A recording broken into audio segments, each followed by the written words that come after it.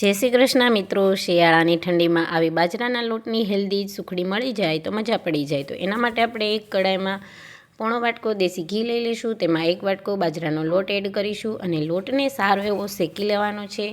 લોટમાંથી ધીમે ધીમે ઘી છે તે છૂટું પડવા લાગશે આવી રીતનું.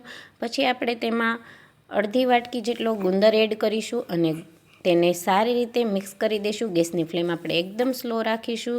ધીરે ધીરે ગુંદર છે તે ફૂટવા લાગશે. આવી રીતે ગુંદર ફૂટી જાય પછી આપણે તેમાં 1 ચમચી મલાઈ એડ કરીશું. મલાઈ એડ કરવાથી સુખડી છે એકદમ સોફ્ટ બનીને તૈયાર થાય છે અને ટેસ્ટ પણ સારો આવે. હવે આપણે તેમાં અડધો વાટકો દેશી ગોળ એડ કરીશું. ગોળ આપણે ગેસની ફ્લેમ બંધ કરીને પછી જ એડ કરવાનો છે, નહીંતર સુખડી છે એ જવળ બની જશે. ગોળને સારી રીતે મિક્સ કરી લઈશું. પછી એક ડીશમાં આપણે દેશી ઘી લગાવી દઈશું અને તેમાં જે આપણે સુખડીનું મિશ્રણ તૈયાર કર્યું છે તે એડ કરી દઈશું. આવી રીતે પાથરી દઈશું.